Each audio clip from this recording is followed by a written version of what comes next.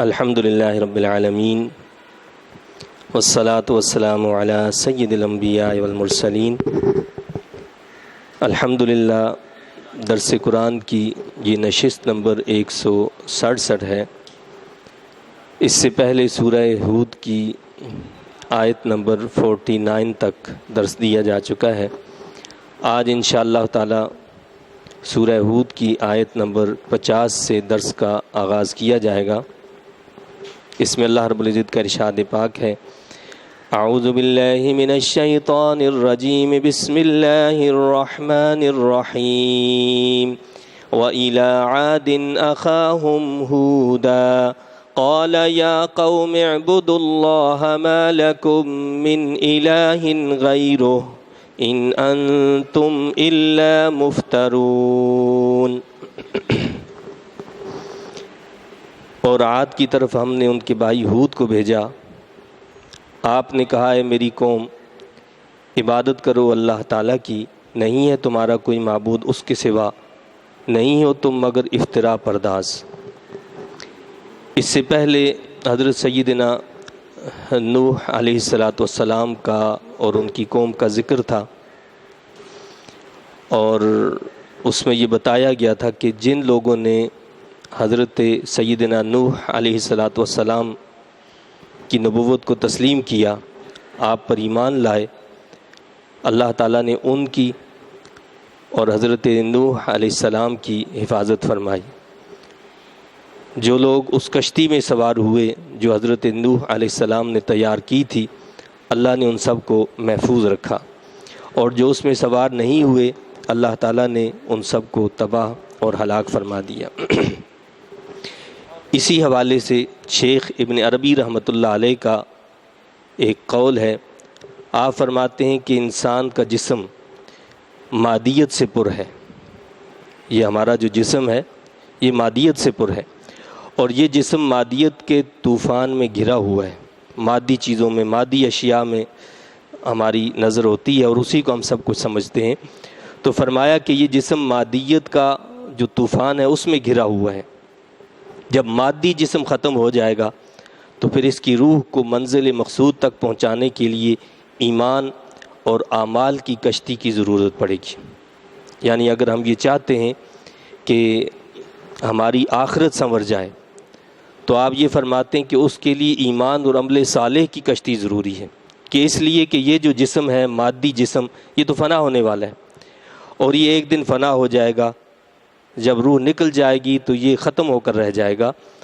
تو اس جسم کے فنا ہونے کے بعد جو چیز جو ہے وہ فائدہ دینے والی ہے وہ ایمان اور عمل صالح ہے۔ یعنی جو شخص حالت زندگی میں ایمان قبول کرتا ہے اور عمل صالح کرتا ہے تو اس ایمان اور عمل صالح کی کشتی میں بیٹھ کر وہ انشاءاللہ تعالی نجات پا جائے گا۔ اب یہاں اس رکوع سے حضرت سیدنا ہود علیہ السلام کا اور ان کی قوم کا ذکر ہے، اور اللہ نے بتایا ہے کہ قوم عاد کی طرف ہم نے ان کے بھائی ہود علیہ السلام کو بھیجا، یعنی ان کی قوم سے تعلق رکھنے والے تھے حضرت ہود علیہ السلام۔ تو اس قوم کے پاس جو ہے اللہ تعالیٰ نے حضرت ہود علیہ السلام کو بھیجا، اور انہوں نے ان کے سامنے وہی دعوت پیش کی جو اس سے پہلے حضرت نوح علیہ السلام نے پیش فرمائی۔ دیگر انبیاء علیہ السلام نے جو دعوت پیش کی تھی وہی دعوت جو تھی وہ حضرت ہود علیہ السلام کی بھی دعوت تھی۔ یہ قوم جو تھی بڑی تہذیب یافتہ قوم تھی، اور یہ طاقت و قوت میں بھی بہت مضبوط تصور کیے جاتے تھے، اور پہاڑوں میں یہ اپنے محلات جو ہے تراش لیا کرتے تھے۔ تو فرمایا کہ حضرت ہود علیہ السلام اپنی قوم کے پاس گئے تو ان سے کہا کہ میری قوم عبادت کرو اللہ تعالیٰ کی، نہیں ہے تمہارا کوئی معبود اس کے سوا، یعنی اللہ کی وحدانیت کی طرف سب کو بلایا، توحید کی دعوت دی، نہیں ہو تم مگر افترا پرداز، یعنی اللہ کو چھوڑ کر دوسرے جو معبود تم نے بنا رکھے ہیں دراصل یہ تو اللہ تعالیٰ پر افترا ہے، اس پر ایک بہتان ہے، اس افترا پردازی سے تم باز آ جاؤ۔ یا قوم لا اسألکم علیہ اجرا، اے میری قوم نہیں مانگتا میں تم سے اس تبلیغ پر کوئی اجرت۔ پھر آپ نے اس بات سے بھی آگاہ کیا کہ یہ تم خود سوچ لو، تصور کر لو کہ اگر یہ کام جو ہے جو میں تمہیں اللہ کی طرف بلا رہا ہوں، یہ اگر میرا کوئی پیشہ ہوتا اور یہ میرا کوئی کاروبار ہوتا تو اس کے بدلے میں تم سے پیسہ مانگتا، اجرت مانگتا۔ تو خود سوچ لو کہ میں اس پر کوئی اجرت نہیں مانگ رہا، اس پر کوئی پیسہ نہیں مانگ رہا، تو میں تو محض اپنے رب کے لیے کام کر رہا ہوں۔ تو لہٰذا فرمایا کہ اے میری قوم نہیں مانگتا میں تم سے اس تبلیغ پر کوئی اجرت۔ ان اجری الا علی الذی فطرنی، نہیں ہے میری اجرت مگر اس ذات پاک کی ذمہ جس نے مجھے پیدا فرمایا۔ میں اس کے بدلے کا اگر طالب ہوں تو اپنے رب سے ہوں، تم سے نہیں ہوں۔ افلا تعقلون، کیا تم اس حقیقت کو نہیں سمجھتے؟ یعنی اتنی بات پر تو غور کر لو۔ وَيَا قَوْمِ اسْتَغْفِرُوا رَبَّكُمْ ثُمَّ تُوبُوا إِلَيْهِ يُرْسِلِ السَّمَاءَ عَلَيْكُمْ مِدْرَارًا، اے میری قوم مغفرت طلب کرو اپنے رب سے، پھر دل و جان سے رجوع کرو اس کی طرف، وہ اتارے گا آسمان سے تم پر موسلا دھار بارش۔ تو قوم کو توحید کی دعوت دی اور پھر کیا بتایا کہ توبہ کر لو، استغفار کر لو، معافی مانگ لو۔ یہ کام اللہ کو پسند ہے، یعنی توبہ کرنا، استغفار کرنا۔ استغفار کیا ہے؟ یعنی اپنے پچھلے گناہوں پر نادم اور شرمندہ ہو کر ان اعمال کو چھوڑ دینا، ایسے عقائد باطلہ کو ترک کر دینا، یہ استغفار ہے۔ اور توبہ کیا ہے؟ کہ آئندہ کے لیے ان اعمال بد کے قریب بھی نہیں جانا، ان عقائد باطلہ کے قریب بھی نہیں جانا اور سیدھے راستے پر چل پڑنا ہے، یہ توبہ ہے۔ تو آپ نے فرمایا کہ میری قوم مغفرت طلب کرو اپنے رب سے، پھر دل و جان سے رجوع کرو اس کی طرف، تو اس کا نتیجہ کیا ہوگا؟ وہ اتارے گا آسمان سے تم پر موسلا دھار بارش۔ اس کے نتیجے میں اللہ تعالیٰ آسمان سے موسلا دھار بارش نازل کرے گا۔ کیا مطلب؟ بھائی جب بارش برستی ہے تو زمین کے اندر جو ہے ایک سبزہ پیدا ہوتا ہے، اس کے جو ہے اندر اللہ تعالیٰ اپنی برکتوں کو نازل فرماتا ہے، اس کے خزانے نکلنا شروع ہو جاتے ہیں۔ تو یہاں اللہ تعالیٰ نے اپنے نبی حضرت ہود علیہ السلام کے ذریعے سے قوم کو یہ پیغام دیا ہے کہ استغفار کرو گے، توبہ کرو گے تو اس کا نتیجہ یہ ہوگا کہ تمہاری معاشی حالت کو بہتر بنا دیا جائے گا،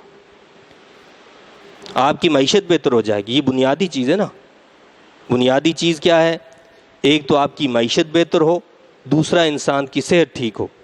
ان دونوں چیزوں کی ضمانت دی ہے حضرت ہود علیہ السلام نے اپنی قوم کو کہ تم کیا کرو؟ استغفار کرو اور توبہ کرو، تو اس کے نتیجے میں کیا ہوگا؟ تمہاری معاشی حالت بھی بہتر ہو جائے گی، تمہاری زراعت بھی اچھی نکلے گی، اور زمین جو ہے وہ اپنے اندر سے سونا اگل دے گی، اور پھر جتنے بھی ترقی کے اسباب ہیں اللہ تعالیٰ وہ بھی مہیا فرما دے گا۔ تمہارے ملک کے اندر تمہاری معیشت مضبوط ہو جائے گی، اور کیا ہوگا؟ يُرْسِلِ السَّمَاءَ عَلَيْكُمْ مِدْرَارًا وَيَزِدْكُمْ قُوَّةً إِلَىٰ قُوَّتِكُمْ وَلَا تَتَوَلَّوْا مُجْرِمِينَ، اور بڑھا دے گا تمہیں قوت میں تمہاری پہلی قوت سے، تمہاری جتنی قوت پہلے ہے اس سے زیادہ تمہاری قوت کو اللہ بڑھا دے گا، یعنی تمہاری صحت بھی ٹھیک ہو جائے گی، تمہارا سیاسی نظام بھی بہتر ہو جائے گا، تمہیں اللہ تعالیٰ سیاسی قوت سے بھی نوازے گا۔ کب؟ جب اللہ کے احکامات کی پابندی کرو گے۔ ہمارا تصور تو یہ ہے نا کہ دین پر عمل کریں گے تو شاید مفلس اور فقیر بن جائیں گے، لیکن اللہ کے نبیوں نے جو پیغام ہمیں دیا ہے اور ہمارے اسلاف نے پریکٹیکلی جو چیز ہمارے سامنے رکھی ہے وہ یہ بتاتی ہے کہ جو جتنا اللہ کا فرما بردار ہوا، اللہ نے اتنا اس کے لیے زمین کے خزانوں کو کھول دیا۔ ساری زمین، ساری دنیا ان کے قدموں میں ہوتی تھی اور وہ اس کی طرف ایک آنکھ اٹھا کر بھی دیکھنا پسند نہیں کرتے تھے، لیکن جب سے ہم نے ترقی کے نئے نئے انداز، نئے نئے طریقے سیکھنا شروع کیے اور اغیار کے قدموں پر قدم رکھنا شروع کیا، تب سے ہمارا زوال جو ہے وہ شروع ہو گیا اور زوال پذیر ہوتے چلے جا رہے ہیں۔ تو اللہ کے نبی حضرت ہود علیہ السلام کیا فرماتے ہیں کہ اللہ تعالیٰ اتارے گا آسمان سے تم پر موسلا دھار بارش اور بڑھا دے گا تمہیں قوت میں تمہاری پہلی قوت سے، اور نہ منہ موڑو اللہ تعالیٰ سے جرم کرتے ہوئے۔ قالوا یا ہود ما جئتنا ببینۃ وما نحن بتارکی آلہتنا، انہوں نے کہا، قوم نے جواب دیا، اے ہود نہیں لے آیا تو ہمارے پاس کوئی دلیل، اور نہیں ہیں ہم چھوڑنے والے اپنے خداؤں کو۔ اللہ کا نبی تو خود دلیل ہوتا ہے، اس کی ہر بات جو ہوتی ہے کھلی نشانی ہوتی ہے، اللہ کی طرف سے ایک معجزہ ہوتی ہے، لیکن اس کے باوجود جو ہیں کیا کہتے ہیں کہ آپ ہمارے پاس کوئی دلیل نہیں لائے ہیں، اور ہم صرف آپ کے کہنے پر اپنے معبودوں کو نہیں چھوڑیں گے۔ وَمَا نَحْنُ بِتَارِكِي آلِهَتِنَا عَنْ قَوْلِكَ وَمَا نَحْنُ لَكَ بِمُؤْمِنِينَ، اور نہیں ہم چھوڑنے والے اپنے خداؤں کو تمہارے کہنے سے، اور نہیں ہم تجھ پر ایمان لانے والے، تو لہٰذا ہم آپ کی باتوں کو تسلیم نہیں کریں گے، نہ آپ کے کہنے پر جو ہے اپنے معبودوں کو چھوڑیں گے، اور نہ ہم آپ پر ایمان لائیں گے۔ إِن نَّقُولُ إِلَّا اعْتَرَاكَ بَعْضُ آلِهَتِنَا بِسُوءٍ، ہم تو یہی کہیں گے کہ مبتلا کر دیا تجھے ہمارے کسی خدا نے دماغی خلل میں۔ نعوذ باللہ، اللہ کے نبی حضرت ہود علیہ السلام کو قوم کیا کہتی ہے؟ کہتی ہے جی یہ ساری کیفیت جو ہم دیکھ رہے ہیں ہمیں لگ رہا ہے کہ آپ کے دماغ میں کوئی خلل پیدا کر دیا ہے، اور وہ ہمارے معبودوں نے پیدا کر دی ہے۔ یہ جو ہمارے معبود ہیں جن کی ہم پوجا کرتے ہیں، جن کی ہم پرستش کرتے ہیں، ان کو تم برا بھلا کہتے ہو، اس لیے انہوں نے کوئی خلل پیدا کر دیا ہے۔ قال انی اشہد اللہ واشہدوا انی بریء مما تشرکون، حضرت ہود علیہ السلام نے فرمایا میں گواہ بناتا ہوں اللہ تعالیٰ کو، اور تم بھی گواہ رہنا کہ میں بیزار ہوں ان بتوں سے جنہیں تم شریک ٹھہراتے ہو۔ تو آپ نے بھی اعلان کر دیا کہ میں تو اللہ کو گواہ بناتا ہوں اور تم سب کو بھی گواہ بناتا ہوں، اور میں تمہارے اعمال سے، تمہارے کاموں سے بری الذمہ ہوں۔ یعنی اس کا مطلب کیا ہے کہ برائی سے نہ صرف یہ کہ انسان علادہ ہو اس کو چھوڑ دے، بلکہ اس سے بیزاری کا اظہار بھی کرے۔ دنیا میں کتنے لوگ ایسے بھی ہیں جو دین اسلام کی بڑی تعریف کرتے ہیں، وہ محمد عربی صلی اللہ علیہ وسلم کی بڑی تعریف کرتے ہیں، بلکہ کتابیں لکھی ہیں، لیکن اس کے ساتھ ساتھ وہ اپنے مذاہب کو چھوڑنے کے لیے تیار نہیں ہیں۔ تو یہ سچائی کو تسلیم کرنا نہیں ہے۔ سچائی کو تسلیم کرنا کیا ہے کہ برائی سے برات کا اظہار بھی کرنا ہے، اس سے الگ بھی ہونا ہے، اس سے برات کا اظہار بھی کرنا ہے۔ تو آپ نے فرمایا کہ میں ان تمام بتوں سے جو ہوں بری ہوں۔ من دونہ فکیدونی جمیعا ثم لا تنظرون، اس کے سوا پس سازش کر لو میرے خلاف سب مل کر، پھر مجھے مہلت نہ دو۔ یعنی آپ نے کیا فرمایا کہ اللہ کے سوا اپنے سارے بتوں کو جمع کر لو، اپنے معبودوں کو جمع کر لو، اپنی ساری قوتوں کو جمع کر لو، اور پھر مجھے مہلت نہ دو، جو تم نے کرنا ہے وہ کر بیٹھو میرے ساتھ۔ اتنی بڑی بات تنہا کوئی شخص جو ایسے تو نہیں کہہ سکتا جب تک کہ اسے یقین کامل نہ ہو۔ جب اسے یقین کامل ہوتا ہے تبھی ایسی بات کرتا ہے نا۔ حضرت ہود علیہ السلام تنہا تھے، کوئی ان کا لشکر نہیں تھا، کوئی فوج نہیں تھی، کوئی ان کی سیاسی قوت نہیں تھی، کوئی اور ایسا معاملہ نہیں تھا، تو آپ نے ان کو یہ چیلنج کر دیا کہ سب کو جمع کر لو اور مجھے کوئی مہلت نہ دینا۔ انی توکلت علی اللہ ربی و ربکم، بلا شبہ میں نے بھروسہ کر لیا اللہ تعالیٰ پر جو میرا بھی رب ہے اور تمہارا بھی رب ہے۔ میں اس ذات پر بھروسہ کرنے والا ہوں جو میرا بھی رب ہے تمہارا بھی رب ہے۔ ما من دابۃ الا هو آخذ بناصیتها، کوئی جاندار بھی ایسا نہیں ہے مگر اللہ تعالیٰ نے پکڑا ہوا ہے اسے پیشانی کی بالوں سے۔ کائنات کی کوئی چیز ایسی نہیں ہے جو اس کی قدرت میں نہ ہو، جو اس کے اختیار میں نہ ہو۔ وہ جس کو چاہے جب چاہے جیسے چاہے پھیر دے، یہ اس رب کائنات کی قدرت ہے۔ ان ربی علی صراط مستقیم، بے شک میرا رب سیدھی راہ پر چلانے والا ہے۔ فَإِن تَوَلَّوْا فَقَدْ أَبْلَغْتُكُم مَّا أُرْسِلْتُ بِهِ إِلَيْكُمْ، پھر اگر تم روگردانی کرو تو میں نے تو پہنچا دیا تمہیں وہ پیغام جسے دے کر مجھے بھیجا گیا ہے تمہاری طرف، اب بھی تم نہیں مانتے، منہ موڑے ہوئے ہو۔ تو آپ نے فرمایا کہ میں نے اللہ کا پیغام تم تک پہنچا دیا ہے، میں اپنے کام سے، اپنے مشن سے بری و ذمہ ہوں کہ میں نے یہ پیغام اللہ کا تم تک پہنچا دیا ہے، اور تم اس بات کے گواہ ہو کہ میں نے کیا کیا ہے، اللہ کے پیغام کو پورا تم تک پہنچا دیا، اس میں کوئی خیانت نہیں کی، اس میں کوئی کمی نہیں چھوڑی۔ وَيَسْتَخْلِفُ رَبِّي قَوْمًا غَيْرَكُمْ، اور جانشین بنا دے گا میرا رب کسی اور قوم کو تمہارے علاوہ۔ کیا بتایا آپ نے؟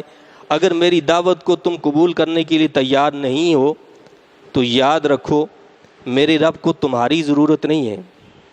تم یہ مت سمجھو کہ تم ایمان لے آؤ گے مجھ پر تو دین جو ہے وہ پھلے گا پھولے گا، اس میں تو تمہارا بھلا ہے۔ تم اگر ایسا نہیں کرو گے، تم میری دعوت کو قبول نہیں کرو گے تو آپ نے فرمایا کہ اللہ تعالیٰ تمہیں ہلاک فرمائے گا، تمہاری جگہ دوسری قوم کو لے کر آئے گا، جانشین بنا دے گا میرا رب کسی اور قوم کو تمہارے علاوہ۔ کیا فرمایا؟ تمہارے علاوہ دوسری قوم کو اللہ جانشین بنائے گا، اور وہ تمہاری طرح نافرمان نہیں ہوگی، بلکہ وہ اللہ کے پیغام کو سنے گی اور اس پر عمل کرے گی، اس کو آگے پھیلائے گی۔ وَلَا تَضُرُّونَهُ شَيْئًا، اور تم اس کا کچھ بھی نہ بگاڑ سکو گے۔ إِنَّ رَبِّي عَلَى كُلِّ شَيْءٍ حَفِيظٌ، بے شک میرا رب ہر چیز کا نگہبان ہے۔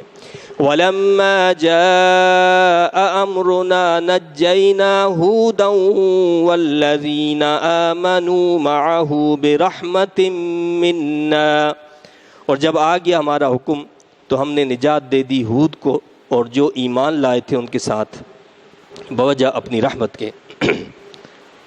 اب اللہ نے ان کا انجام بتایا کہ جب ہمارا حکم آ گیا، ہمارا عذاب جب نازل ہوا تو اس نے سب کو تہس نہس کر کے رکھ دیا، سب کو ہلاک اور برباد کر دیا، سوائے کس کے؟ حضرت ہود علیہ السلام اور ان پر ایمان لانے والوں کے۔ جو آپ پر ایمان لائے وہ بچا لیے گئے اس طوفان میں، اس تند و تیز ہوا میں، اس مصیبت کے وقت میں، اس پریشانی کے عالم میں کہ جو سب پر نازل ہوا، لیکن اللہ نے اس سے ایمان والوں کو محفوظ رکھا۔ یہی بات اللہ تعالیٰ نے ہمیں حضرت نوح علیہ السلام کے واقعے میں بتائی کہ جو آپ کے ساتھ کشتی میں سوار ہوا اسے بچا لیا۔ یہی بات یہاں بتائی کہ جنہوں نے حضرت ہود علیہ السلام کا ساتھ دیا ان کو اللہ نے بچا لیا، جو نبی کا ساتھ دیں گے وہ بچ جائیں گے۔ یہاں اللہ تعالیٰ نے اہل مکہ کے سامنے اپنے حبیب کریم صلی اللہ علیہ وسلم کے ذریعے سے پیغام سنایا اور ان کو آگاہ کیا کہ یہ قوم عاد کا تذکرہ تم سنتے رہتے ہو، عربوں کے اندر یہ تذکرہ موجود تھا، وہ جانتے تھے کہ ان کے قرب جوار کے لوگ ہیں یہ، تو ان کے سامنے یہ سنایا کہ دیکھ لو، اس سے سبق حاصل کر لو، اگر تم اللہ کے نبی محمد مصطفیٰ صلی اللہ علیہ وسلم کا ساتھ دو گے تو اللہ تمہاری حفاظت فرمائے گا، تم بچ جاؤ گے، لیکن اگر تم نے بھی وہی طریقہ اختیار کیا جو پہلی قوموں نے کیا تو جو حشر ان کا ہوا ویسا ہی حشر تمہارا بھی کیا جائے گا۔ تو اللہ نے فرمایا کہ جب آ گیا ہمارا حکم تو ہم نے نجات دے دی ہود کو اور جو ایمان لائے تھے ان کے ساتھ بوجہ اپنی رحمت کے۔ وَنَجَّيْنَاهُم مِّنْ عَذَابٍ غَلِيظٍ، اور ہم نے نجات دے دی انہیں سخت عذاب سے۔ اب وہ کتنا سخت عذاب ہوگا جس کے بارے میں خود اللہ فرماتا ہے کہ سخت عذاب، شدید عذاب سے ان کو دوچار کیا گیا۔ وَتِلْكَ عَادٌ جَحَدُوا بِآيَاتِ رَبِّهِمْ وَعَصَوْا رُسُلَهُ، اور یہ قوم عاد کی داستان ہے، انہوں نے انکار کیا اپنے رب کی آیتوں کا اور نافرمانی کی اس کے رسولوں کی۔ اب اللہ نے بتایا ہے کہ آخر ان کو یہ سزا ملی ہے تو ایسے تو نہیں ملی۔ کیوں ملی ہے؟ اس کی وجہ یہ تھی کہ انہوں نے اللہ کی آیتوں کا انکار کیا تھا، انہوں نے اللہ کے رسول کی نافرمانی کی تھی، اللہ کے رسولوں کی نافرمانی کی تھی، بلکہ یعنی ایک رسول کو نہ ماننا دراصل تمام رسولوں کو نہ ماننا ہے۔ تو انہوں نے کیا کیا تھا؟ اللہ کی آیتوں کا انکار کیا تھا اور نافرمانی کی اس کے رسولوں کی۔ وَعَصَوْا رُسُلَهُ وَاتَّبَعُوا أَمْرَ كُلِّ جَبَّارٍ عَنِيدٍ، اور پیروی کرتے رہے ہر متکبر منکر حق کے حکم کی۔ اور کیا کرتے رہے وہ؟ اللہ کی رسولوں کی پیروی اور اتباع سے تو وہ محروم رہے، لیکن شیطانوں کی پیروی کرتے رہے۔ وہ کیسے لوگ تھے؟ فرمایا کہ جبار عنید، ہر متکبر منکر حق کے حکم کی۔ کیا مقصد؟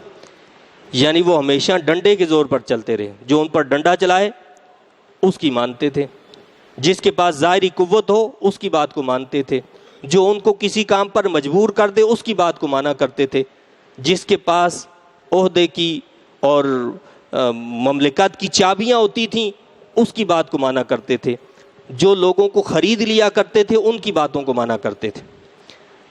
ہمارے ملک کے اندر بھی ہوتا ہے، یہ سارے معاملات ہوتے ہیں نا کہ ہم وہ لوٹے بن جاتے ہیں، خرید لیے جاتے ہیں، ہمیں خرید لیا جاتا ہے، اور ہم ایسے ہی لوگوں کی اتباع اور پیروی کرتے ہیں۔ اللہ نے فرمایا کہ یہ طریقہ کن لوگوں کا ہے؟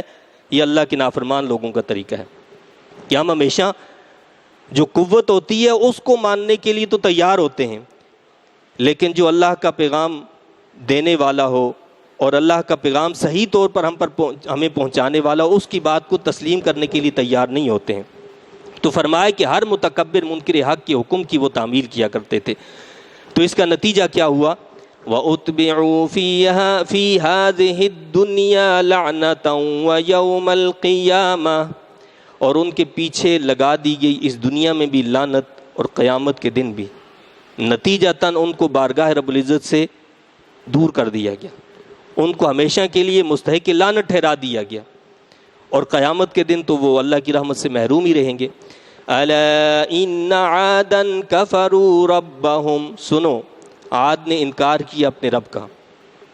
اللہ نے یہاں کیا کیا ہے؟ تنبیہ کے الفاظ استعمال کیے کہ غور سے سن لو کہ ان کے ساتھ یہ سب کچھ اس لیے ہوا کہ انہوں نے اپنے رب کا انکار کیا۔ الا بعدا لعاد قوم ہود، سنو ہلاکت و بربادی ہو عاد کے لیے جو ہود کی قوم تھی۔ اب اس کے بعد ایک دوسری قوم کا اللہ نے ذکر فرمایا ہے، یعنی جو لوگ بچ گئے تھے حضرت ہود علیہ السلام کے ساتھ، ایمان لے آئے تو یہ دوسری بستی میں چلے گئے، ہجر کی بستی میں چلے گئے، تو وہاں یہ رہے، اور ایک عرصہ گزرنے کے بعد ظاہر ہے کہ جوں جوں عرصہ طویل ہوتا جاتا ہے، نبوت کے سے انسان دور ہوتا چلا جاتا ہے، تو طرح طرح کی خرافات پیدا ہو جایا کرتی ہیں۔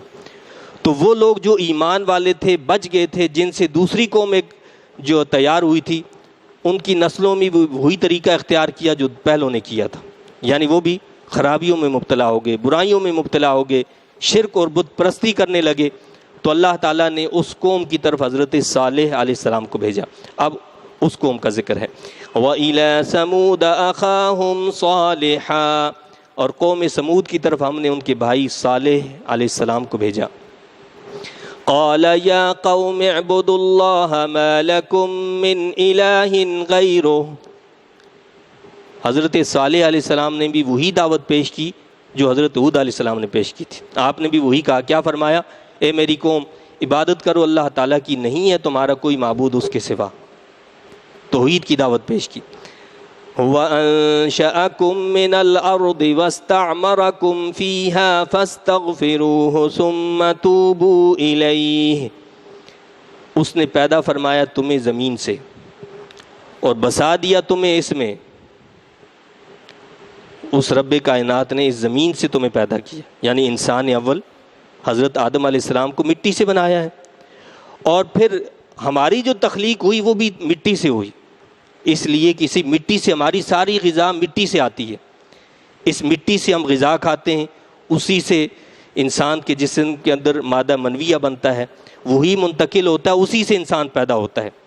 تو گویا انسان کی اصل جو ہے وہ مٹی ہے، وہی خوراک ہم کھاتے ہیں اور اسی سے پلتے بڑھتے اور ہماری پرورش ہوتی ہے۔ تو فرمایا کہ اس نے پیدا فرمایا تمہیں زمین سے اور بسا دیا تمہیں اس میں، بس مغفرت طلب کرو اس سے، پھر دل و جان سے رجوع کرو اس کی طرف۔ یہاں پر بھی وہی بات کی حضرت صالح علیہ السلام نے کہ توبہ استغفار کرو اللہ کی بارگاہ میں۔ توبہ استغفار کی دعوت جو ہے حضرت ہود علیہ السلام نے بھی دی، اور حضرت صالح علیہ السلام نے بھی یہی دعوت دی کہ اپنے گناہوں پر توبہ کر لو، استغفار کر لو، معافی مانگ لو۔ اور یہی روگ آج میرا آپ کا بھی ہے، ہم بھی توبہ کرنے کے لیے تیار نہیں ہیں، معافی مانگنے کے لیے تیار نہیں ہیں۔ اور یہ جن گناہوں کی وجہ سے ہم پریشانیوں کا شکار ہیں اور یہ طرح طرح کی وبائیں آ رہی ہیں، ایسے تو نہیں آ جاتی ہیں۔ آپ کیا سمجھتے ہیں کہ اللہ کی چاہت کے بغیر، اللہ کی چاہے بغیر کوئی چیز ایسے آ سکتی ہے؟ نہیں آ سکتی۔ کب آتی ہے؟ جب میرا رب چاہتا ہے، جب وہ چاہتا ہے تو یہ سب کچھ ہوتا ہے۔ اور جب ہمارا یہ ایمان اور عقیدہ ہے کہ اس کے چاہے بغیر کچھ نہیں ہو سکتا، اللہ کے چاہے بغیر کچھ نہیں ہو سکتا۔ آپ ایک پیناڈول کی گولی کھائیں اور آپ یہ سمجھیں کہ جی یہ حتمی علاج ہے میرے درد کا، تو ایسا تو ممکن نہیں ہے۔ وہ ایک سبب ہے، ہو سکتا ہے کہ اس سے آرام آئے اور یہ بھی ہو سکتا ہے کہ نہ آئے۔ ہاں، اس سبب کو استعمال کر کے بھروسہ اللہ پر کیا جاتا ہے کہ اس میں شفا پیدا کرنے والا وہ رب ہے، تب شفا پیدا ہوگی۔ ظاہری سبب ہے اس کو استعمال کرنا، لیکن اس سے ٹھیک نہیں ہو سکتا درد، تکلیف اس سے دور نہیں ہو سکتی۔ تکلیف تب دور ہوگی جب میرا رب چاہے گا۔ اسی طرح اگر کوئی وائرس آ جاتا ہے تو وائرس کے آنے سے کچھ نہیں ہوتا، وہ ایک سبب ہے۔ ہوتا کب ہے؟ جب رب چاہتا ہے۔ جب رب چاہتا ہے تو آپ کچھ بھی کر لیں، آپ کی تدبیریں وہیں کی وہیں دھری رہ جاتی ہیں، پھر کچھ نہیں ہوتا ہے۔ اور یہ کب ہوتا ہے؟ یہ ہوتا تب ہے جب ہم اللہ کی نافرمانی شروع کر دیتے ہیں، جب توبہ استغفار کو چھوڑ دیتے ہیں، جب اس سے معافی طلب کرنا چھوڑ دیتے ہیں، جب اس کے سامنے سر بسجود ہونا چھوڑ دیتے ہیں، جب وہ ہم سے ناراض ہو جاتا ہے۔ جب وہ ناراض ہوتا ہے تو یہ اس کی ناراضگی کی نشانیاں اور علامتیں ہیں، یہ اس کی ناراضگی کی نشانیاں اور علامتیں ہیں۔ اور اللہ نے اعلان کیا قرآن میں، اگر تم یہ چاہو کہ موت سے بھاگ جاؤ، وَلَوْ كُنْتُمْ فِي بُرُوجٍ مُشَيَّدَةٍ، اگر تم مضبوط قلعوں میں بھی داخل ہو جاؤ، موت جب آئے گی تو ان مضبوط قلعوں میں بھی داخل ہو جائے گی۔ ایسا نہیں ہے کہ ان مضبوط قلعوں میں وہ داخل نہیں ہو سکتی، وہ ان مضبوط قلعوں کے اندر بھی داخل ہو جائے گی۔ لیکن بندہ اگر اپنے رب پر ایمان رکھتے ہوئے اپنے گناہوں پر نادم اور شرمندہ ہو جائے، اس سے معافی مانگ لے، توبہ کرے، استغفار کرے، تو اللہ اس پر رحم ضرور فرماتا ہے۔ پھر اللہ کی مہربانی اس پر ضرور نازل ہوتی ہے۔ کہتے ہیں نا کہ حضرت غوث اعظم رضی اللہ تعالیٰ عنہ ایک مرتبہ جو ہیں کعبۃ اللہ کا طواف فرما رہے تھے، تو دوران طواف ایک ایسے شخص کو دیکھا کہ جو یہ آواز سن رہا تھا کہ اوپر سے ایک ندا آ رہی تھی کہ تم یہاں سے نکل جاؤ، تمہارا آنا ہمیں منظور نہیں ہے۔ تو آپ نے بار بار اس آواز کو آپ نے بھی سنا، تو آپ اس شخص کے پاس گئے کہ آپ کو آواز نہیں آ رہی ہے؟ اس نے کہا کہ آ رہی ہے۔ کہا کہ جب تمہیں آواز سنائی دے رہی ہے تو اس بات کو اس فالو کیوں نہیں کر رہے، اس حکم کی تعمیل کیوں نہیں کر رہے؟ یہاں سے نکل جاؤ، اس لیے کہ اللہ کی طرف سے یہ ندا آ رہی ہے کہ تمہارا آنا یہاں قبول نہیں ہے، تم یہاں سے نکل جاؤ۔ اس شخص نے کیا جواب دیا؟ اس نے کہا اور حیرت سے دیکھا، کہنے لگا کہ آپ کیسی بات کہہ رہے ہیں مجھے؟ آپ مجھے یہ بتائیں کہ اس در کو چھوڑ کر میں کس در پہ جاؤں؟ کوئی اور دوسرا در ہے جس پہ میں جا سکتا ہوں؟ تو ظاہر بات ہے کہ اس در کے سوا تو کوئی در ہی نہیں تھا۔ تو اس شخص نے کہا کہ جب اس در کے سوا کوئی دوسرا در ہی نہیں ہے تو کیوں میں اس در کو چھوڑ دوں؟ میں اسی در پر رہوں گا، ایک دن تو آئے گا اللہ کی رحمت مجھ پر نازل ضرور ہو جائے گی۔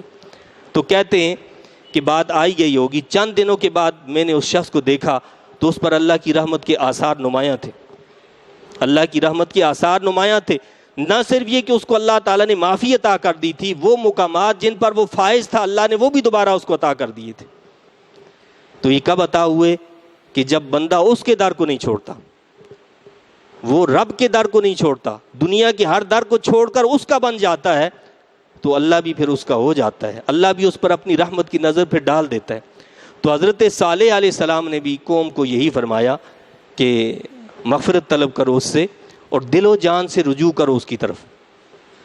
ان ربی قریب مجیب، بے شک میرا رب قریب ہے اور التجائیں قبول فرمانے والا ہے۔ قالوا یا صالح قد كنت فینا مرجوا قبل هذا اتنهانا ان نعبد ما يعبد آباؤنا وإننا لفی شک مما تدعونا الیہ مریب۔ قوم نے جواب دیا، اے صالح تم ہی ہم میں ایک شخص تھے جس سے امیدیں وابستہ تھیں اس سے پہلے، یعنی خود تسلیم کر رہے ہیں کہ آپ تو ایسے شخص تھے کہ آپ سے امیدیں تھیں کہ اپنے ماں باپ کا، اپنے آبا و اجداد کا، اپنے فلاں کا آپ نام روشن کریں گے، اور آپ کیا کر رہے ہیں؟ ہمیں ایسی باتوں کی تلقین کر رہے ہیں کہ جو ہمیں آبا و اجداد کے رسوم و رواج ہی کو چھڑوا رہے ہیں۔ تو کیا کہنے لگے کہ تم سے امیدیں وابستہ تھیں، کیا تم روکتے ہو ہمیں اس سے کہ ہم عبادت کریں ان بتوں کی جن کی عبادت کرتے تھے ہمارے باپ دادا؟ یہ باپ دادا کی رسموں سے ہمیں کیوں روک رہے ہیں؟ اور یہی حال ہمارا ہے آج، ہم باپ دادا کی رسموں کو چھوڑنے کے لیے تیار نہیں ہیں، اللہ کے نبی کے فرمان کو جو پاؤں کے نیچے روند ڈالنے کے لیے تیار ہیں، اور ایسا کر رہے ہیں ہم۔ زبان سے ہم مانے نہ مانے، عملی طور پر ہم ایسا ہی کر رہے ہیں کہ اللہ اور اس کے رسول صلی اللہ علیہ وسلم کی باتوں کو پاؤں کے نیچے روند ڈالیں گے اور اپنے ماں باپ کے، اپنے آبا و اجداد کے رسموں کو نہیں چھوڑیں گے۔ تو یہ پرانی عادت ہے، پہلی قوموں نے بھی ایسا ہی کیا۔ اللہ نے ان کے حالات کو ہمارے سامنے رکھا ہے اس لیے کہ ان سے سبق حاصل کر لو، عبرت حاصل کر لو۔ اگر ان سے سبق حاصل کرتے ہوئے ان کاموں سے بچ گئے، اللہ اور اس کے رسول صلی اللہ علیہ وسلم کے احکام کی تعمیل کی، تو بچ جاؤ گے دنیا میں بھی اور آخرت میں بھی، ورنہ یہاں پر بھی اللہ کا عذاب ہوگا، وہاں پر بھی اللہ کا عذاب ہوگا۔ اللہ اس سے ہم سب کی حفاظت فرمائے۔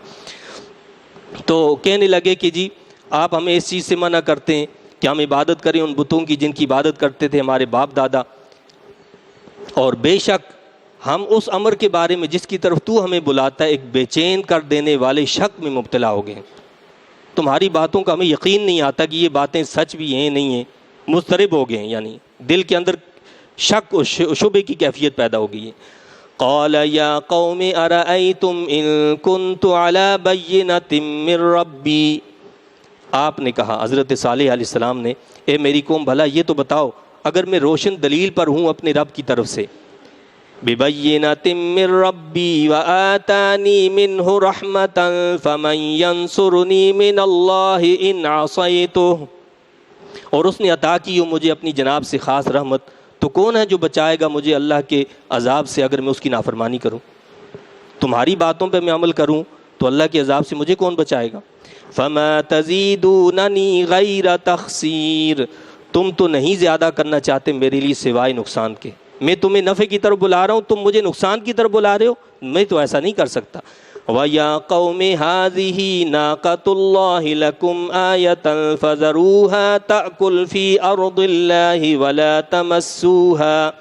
وَلَا تَمَسُّوهَا بِسُوءٍ فَيَأْخُذَكُمْ عَذَابٌ قَرِيبٌ۔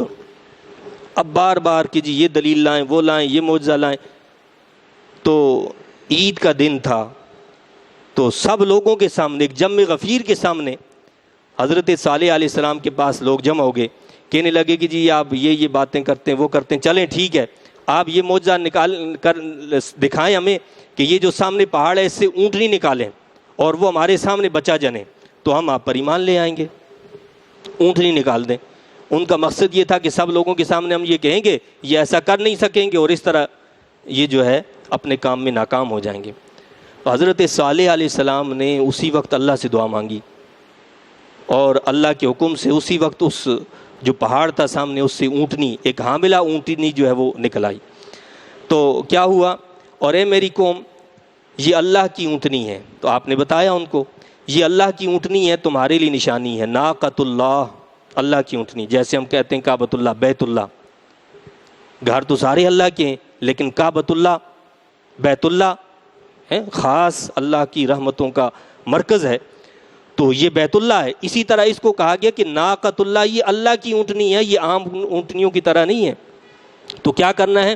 یہ اللہ کی اونٹنی ہے، تمہارے لیے نشانی ہے، بس چھوڑ دو اسے کھاتی پھرے اللہ تعالیٰ کی زمین میں، اور نہ ہاتھ لگاؤ اسے برائی سے، ورنہ پکڑ لے گا تمہیں عذاب بہت جلد۔ تو آپ نے فرمایا کہ اللہ کی اونٹنی ہے، لہٰذا ایک دن اس کی باری مقرر کر دی کہ ایک دن یہ کنویں سے پانی پیے گی اور دوسرے دن تم نے خود پانی لینا ہے اور اپنے مال مویشی کو پانی پلانا ہے۔ تو وہ اونٹنی بھی ایسی تھی کہ جب پانی پیتی تھی تو سارا پی جاتی تھی، وہ ظاہر بات عام اونٹنی تو نہیں تھی، اللہ کی نشانی تھی ایک۔ تو کہا کہ اس کو برائی سے ہاتھ نہیں لگانا، یہ ناقۃ اللہ، اللہ کی جو ہے اونٹنی ہے، اس کی تعظیم کرنی ہے، اس کا احترام کرنا ہے، یہ اللہ کے گھر، یہ اللہ کی نشانیاں، یہ نماز، یہ روزہ، یہ اذان، یہ ساری اللہ کی نشانیاں ہیں، تو ان کا ادب احترام لازم ہے۔ اور وَمَن يُعَظِّمْ شَعَائِرَ اللَّهِ فإنها من تقوى القلوب، اللہ نے بتایا ہے کہ جو اللہ کی نشانیوں کی تعظیم کرتا ہے یہ دلوں کے تقوی کی علامت ہے، اس کے دل میں خوف خدا ہے تبھی وہ ان چیزوں کی تعظیم اور تکریم کرتا ہے۔ جس کے دل میں خوف خدا نہ ہو تو اس کے سامنے نہ کوئی مسجد ہے، نہ کوئی نماز ہے، نہ کوئی رمضان ہے، اس کو کوئی اس کا مسئلہ ہی نہیں ہے، وہ جو چاہے کرتا پھرتا ہے۔ تو آپ نے فرمایا کہ ایسا نہیں کرنا، اس کے ساتھ برائی کے ساتھ نہیں چھونا اس کو، ورنہ عذاب پکڑ لے گا۔ فَعَقَرُوهَا فَقَالَ تَمَتَّعُوا فِي دَارِكُمْ ثَلَاثَةَ أَيَّامٍ، بس انہوں نے اس کی کونچیں کاٹ ڈالیں تو صالح علیہ السلام نے فرمایا لطف اٹھا لو اپنے گھروں میں 3 دن تک۔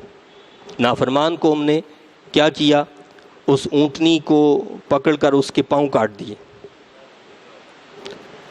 اور نتیجہ کیا ہوا؟ حضرت صالح علیہ السلام نے علل اعلان کہہ دیا کہ اب تمہیں صرف 3 دن کی مہلت ہے۔ اب بھی تیار نہیں ہوئے، بھائی ابھی بھی توبہ کر لو، معافی مانگ لو، استغفار کر لو، 3 دن کی مہلت ہے، بس 3 دن کے بعد تمہیں ہلاک کر دیا جائے گا۔ ذالک وعد غیر مکذوب، یہ اللہ کا وعدہ ہے جسے جھٹلایا نہیں جا سکتا۔ فلما جاء امرنا نجینا صالحا والذین آمنوا معه برحمت منا، پھر جب آ گیا ہمارا حکم تو ہم نے بچا لیا صالح کو اور انہیں جو ایمان لائے تھے ان کے ساتھ اپنی رحمت سے۔ یہاں بھی وہی بات آئی، حضرت صالح علیہ السلام کو اور ان کے ساتھ ایمان لانے والوں کو اللہ نے بچا لیا، جن کا لوگ مذاق اڑاتے تھے اللہ نے ان کو بچا لیا۔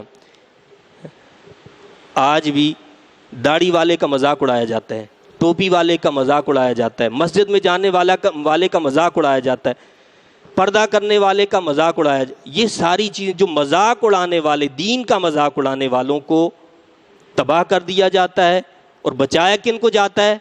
جو دین کی پاسداری کرنے والے ہوتے ہیں، جو دین پر عمل کرنے والے ہیں، تو جو نبی کریم صلی اللہ علیہ وسلم کی تعلیمات پر عمل کرنے والے ہوتے ہیں ان کو اللہ بچاتا ہے۔ تو فرمایا کہ ہم نے اپنی رحمت سے ان کو بچا لیا، برحمت منا ومن خزی یومئذ، نیز بچا لیا اس دن کی رسوائی سے۔ ان ربک هو القوی العزیز، بے شک اے محبوب تیرا رب ہی بہت قوت والا، بہت عزت والا ہے۔ واخذ الذین ظلموا الصیحة فاصبحوا فی دیارہم جاثمین، اور پکڑ لیا ظالموں کو ایک خوفناک کڑک نے، اور صبح کی انہوں نے اس حال میں کہ وہ اپنے گھروں میں گھٹنوں کے بل اوندھے گرے پڑے تھے۔ یعنی پھر جب اللہ کا عذاب نازل ہوا تو سب کو ملیا میٹ کر دیا گیا۔ کأن لم یغنوا فیہا، انہیں یوں نابود کر دیا گیا گویا وہ یہاں کبھی آباد ہی نہ ہوئے تھے، یعنی اس بستی کو اس طرح صفحہ ہستی سے مٹا دیا گیا گویا یہاں کبھی کوئی بسا ہی نہیں۔ تو فرمایا کہ الا ان ثمود کفروا ربہم، سنو سمود نے انکار کیا اپنے رب کا، یعنی قوم جو سمود تھی اس نے کیا کیا؟ اپنے رب کا انکار کیا، جس وجہ سے اس تباہی کا شکار ہوئی۔ الا بعدا لثمود، سنو بربادی ہو سمود کے لیے، اللہ نے قوم سمود کی بربادی کا اعلان کیا اور ہمارے لیے اس کو عبرت کا نشان بنا کر ہمارے سامنے پیش کیا۔ یہ ماہ رجب المرجب ہے، بڑی رحمتوں کا اور برکتوں کا جو ہے یہ مہینہ ہے، اور اسی ماہ مقدس کے اندر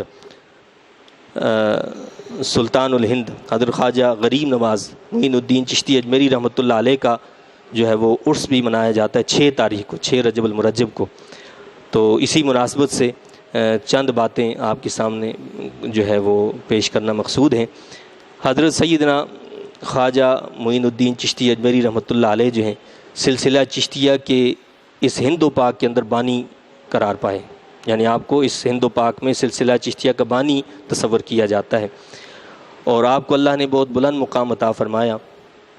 آپ کے والد گرامی تو بچپن میں ہی ان کا جو ہے انتقال ہو گیا تھا، یعنی آپ بچے تھے، اور آپ نے بچپن میں ہی تعلیم کو حاصل کرنا شروع کر دیا تھا۔ صرف 9 سال کی عمر کے بچے تھے اس وقت آپ، جب آپ حافظ قرآن بن گئے، حافظ قرآن تھے آپ۔ اور پھر ایک دن والد محترم کے وصال کے بعد آپ اپنے باغ میں کام کر رہے تھے، ایک بزرگ حضرت ابراہیم کندوزی رحمۃ اللہ علیہ وہاں تشریف لائے۔ جب وہ تشریف لائے تو آپ نے ان کی بڑی تواضع کی، بڑا ادب اور احترام کیا، ان کے سامنے انگور پیش کر دیے، وہ انگور کھاتے جاتے تھے اور آپ کی تعریف کرتے جاتے تھے۔ تو یہ الفاظ کلمات آپ سنتے رہے تو آخر میں آپ نے پوچھا کہ آپ ہیں کون، آپ مجھے یہ کیسے جانتے ہیں، یہ ساری باتیں جو یہ کر رہے ہیں؟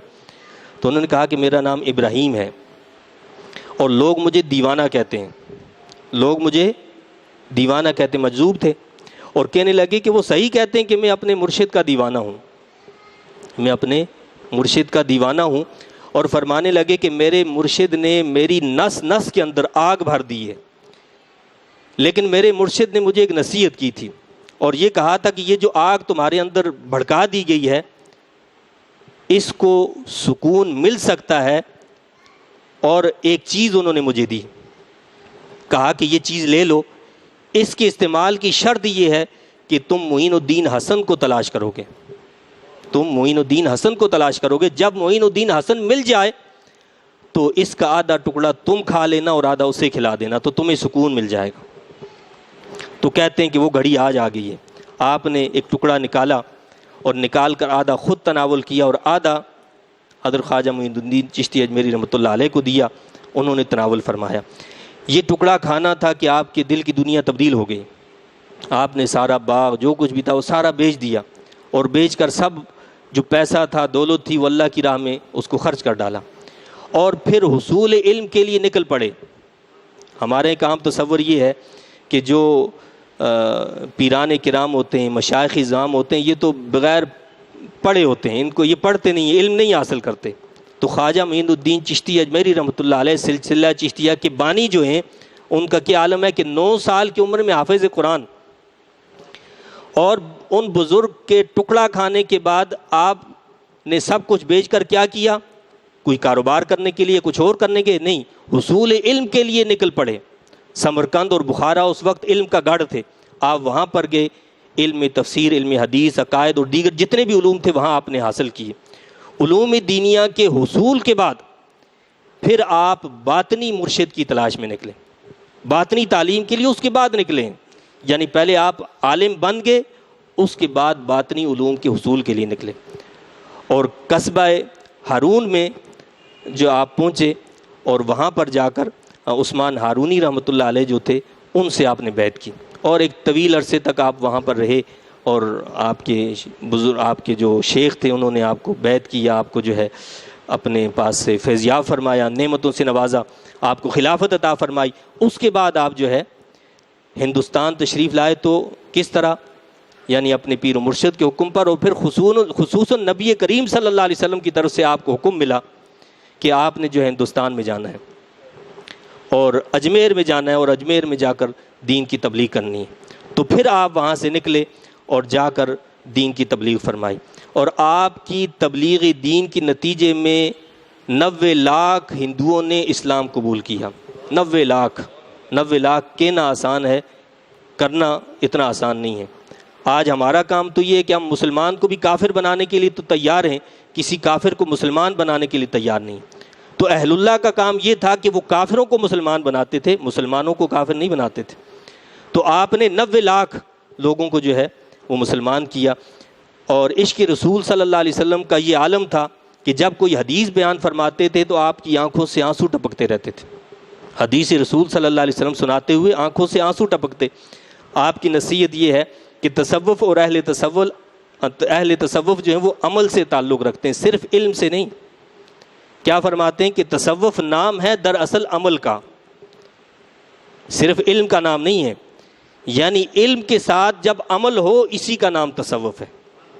اور ہم سمجھتے ہیں کہ علم کو چھوڑ کر بس ہم طریقت کو بھی پار کر لیں گے اور معرفت کو بھی پار کر لیں گے، تو ایسا کیسے ممکن ہے؟ کہ بزرگوں کی تعلیم یہ ہے کہ تصوف نام ہے عمل کا، صرف علم کا نہیں، یعنی علم کے ساتھ عمل کا نام جو ہے وہ تصوف ہے۔